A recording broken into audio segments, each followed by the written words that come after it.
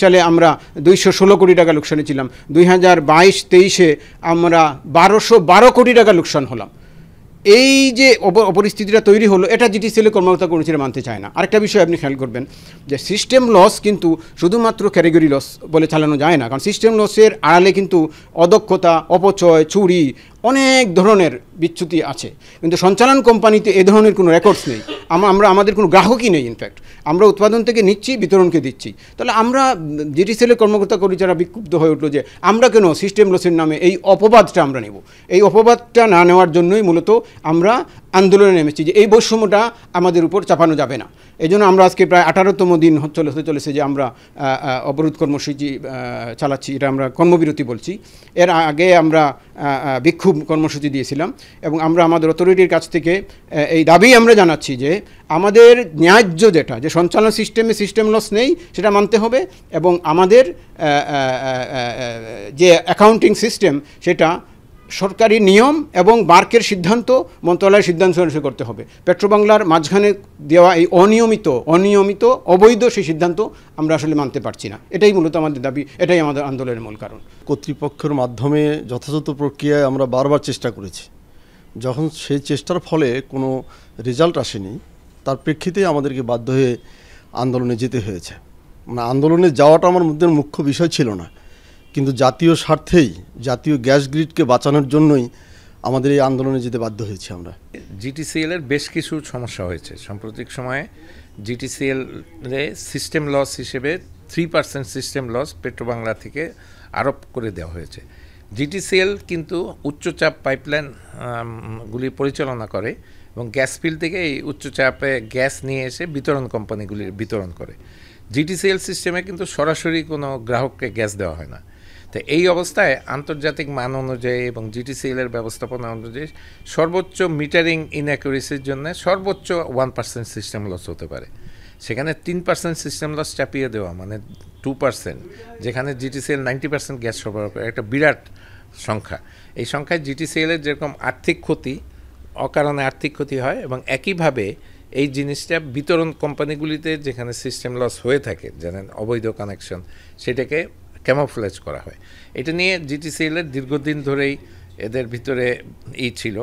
এছাড়া জিটিসিএলের অর্গানোগ্রাম, যেটা দীর্ঘদিন ধরে অনুমোদন হওয়ার পর্যায়ে পেট্রোবাংলায় আটকা ছিল, যার জন্য জিটিসিএলের কর্মকর্তা কর্মচারীদের অনেকের ক্ষেত্রেই যেখানে 3 বছর পর প্রমোশন হওয়ার কথা, সেগুলি 8 বছর 9 বছর হয়ে গেছে।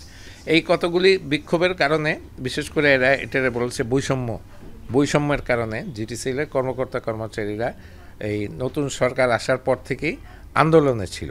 যেহেতু জিটিসিএল এই গ্যাস সঞ্চালন করে থাকে, কোনো সময় যদি উগ্রতা হয়, জিটিসিএলের কোনো স্টেশন যদি বন্ধ হয়ে যায়, তাহলে তো দেশব্যাপী শুধুমাত্র গ্যাস সরবরাহ ক্রাইসিস হবে না, বিদ্যুৎ সরবরাহ বন্ধ হয়ে যাবে। আমার মতে যেটা করা উচিত, এদের সাথে আলাপ আলোচনার ভিত্তিতে এটা অবিলম্বে এটা নিরসন হওয়া উচিত।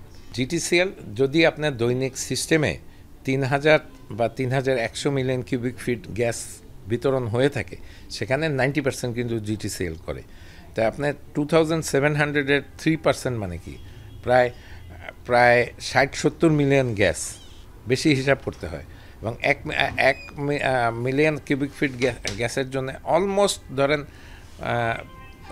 10 থেকে 12 কোটি টাকা, 10 থেকে 12 কোটি টাকা লস স্ট্রেট অ্যাওয়ে, যেটা এরা আরও বেশি হতে পারে। আমি আনুমানিক 10 থেকে 12 কোটি টাকা পার ডে যেটা লস দেখানো যেতে পারে। এবং এই পরিমাণ গ্যাস দিয়ে কিন্তু আপনি 1.5 পাওয়ার প্ল্যান্ট চালাইতে পারেন। চিন্তা করতে পারেন যে কী অবস্থা।